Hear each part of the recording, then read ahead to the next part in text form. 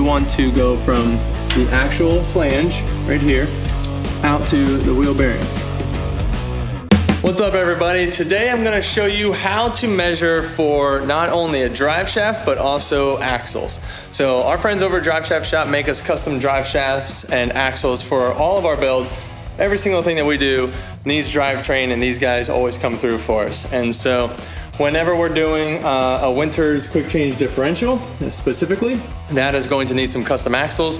Typically they would have the measurements on like a factory replacement setup, like what's on this 370Z rally car, or if it's just a regular street build and they want to offer the different levels of axles or drive shafts, they might have that information. But there's a lot of people out there doing custom builds, and we have to measure for them so that they build us the right part. And the last thing you want to do is get the wrong measurement and have the wrong part come in, because that's not only going to delay you in your build, you're also going to have to ship it back and forth, get it modified, extra cost, waste of time, things like that. So first, we're going to show you how to measure for a axle. So this car is going to need custom axles from the winter's quick change differential all the way out to this hub. And so whenever you're measuring for axles in the back of one of these cars, you want to go from the actual flange right here out to the wheel bearing. So this surface right here, which that's what the face of the axle will butt up against when you actually bolt that thing down.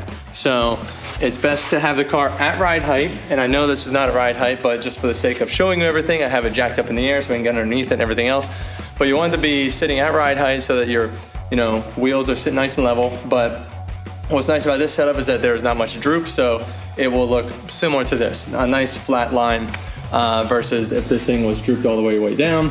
Trying to measure up to it, it's not ideal. So this works out for us for this video. And so what you do is you get a tape measure, you'll run it straight through here, and you'll see all the way down there where the flange is for the actual axle itself to the differential.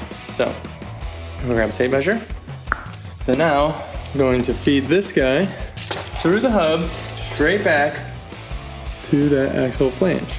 So once it's pressed up against it, sometimes it's easier to do it with two people, but a lot of people work alone. You're gonna hold that nice and flat, look in from the top side, and see where that number comes out. And so that number is 25 inches on the dot. And so let me show you what that looks like. Right down there, you'll see it comes out to 25 on that flange. So you can measure it a couple times, measure the top, measure the bottom, and all around, but you'll see that it comes out to 25 inches. And so there's obviously going to be a little bit of slack, a little bit of slop, in the axle itself. There's going to be a little bit of wiggle room.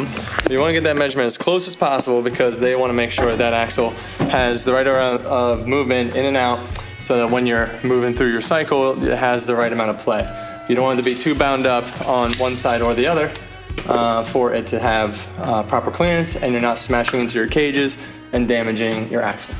So that is how you measure for the axle length. And once you have those measurements, you just forward them right over to the Drive Shaft Shop and they'll take care of the rest.